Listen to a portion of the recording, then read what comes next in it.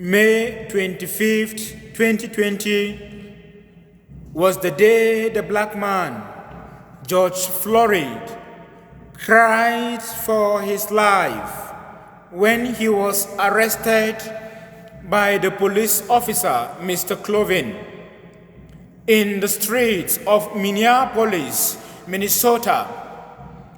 George Floyd cried for his life. "I can't breathe," repeatedly, he said to the police officer. "I can't breathe." What a cry for justice. What a cry for freedom. What a cry for equality. What a cry against racism. "I can't breathe" of George Floyd has been the cry of the black man from the days of slave trade across Europe and America, which did not allow the black man to breathe in the society. This led human rights activists, great men like Martin Luther King Jr., to have rose in the society when he said, "I have a dream that one day my 4 little children will be judged not by the color of their skin, but by the contents of their character. I have a dream." In his fight for the freedom of the black, in his fight for the justice of the black, Martin Luther King Jr. went further to share a story of a letter he received from a little girl when he was stabbed in 1958. That of all the letters he received, about 1,800 letters, the one that captured his mind was the letter from this little girl who wrote to him, "I would like to mention that I am a white girl. I read in the paper of your misfortune and of your suffering, and I read that if you had sneezed, you would have died. And I am simply writing you to say that I am happy that you didn't sneeze." And Martin Luther King Jr. said, "I am also happy that I never sneezed, because if I had sneezed, I wouldn't have been around in the 1960, 1962, and 1963 to fight for the freedom and justice of the black."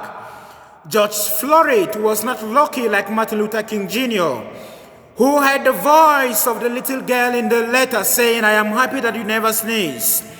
But the voice that George Floyd had was that of a racist who struggled to see him sneeze and die.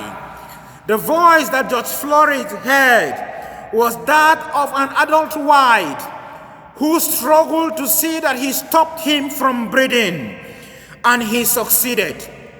Racism must stop. Inequality must stop. The fight for justice in our society must continue.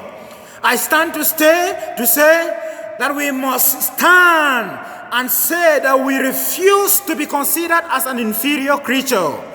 We refuse to be considered as those who are less in the society, because we have same brains, we have same souls, and that we have same God, and that our destination remains the same, which is heaven. I stand here to tell you, racism and xenophobia are fears of potentials in others. This we must fight against.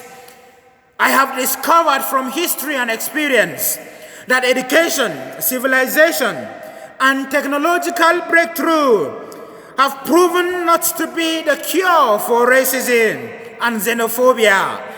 If they were, the black wouldn't have still been experiencing such a great discrimination, such wickedness, and the cry for breathing in the society, the cry to breathe in so-called society of new civilization. Oh, Archbishop Desmond Tutu will say, "We can only be human together." Racism wouldn't allow us to be human together. Inequality wouldn't allow us to be human together. Therefore, we must fight against this.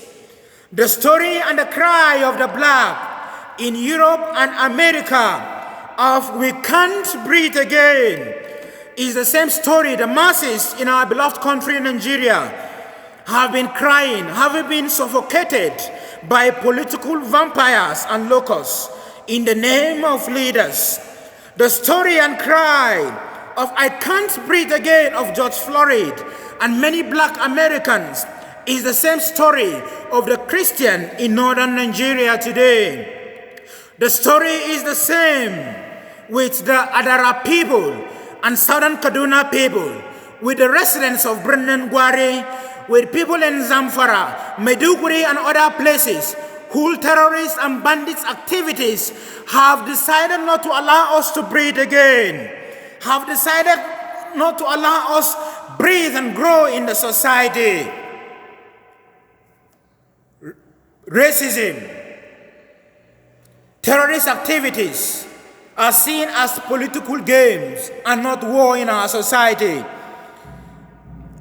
The Christian staffs and students in institutions are also crying, "We can't breathe again," because of Muslim populated environment.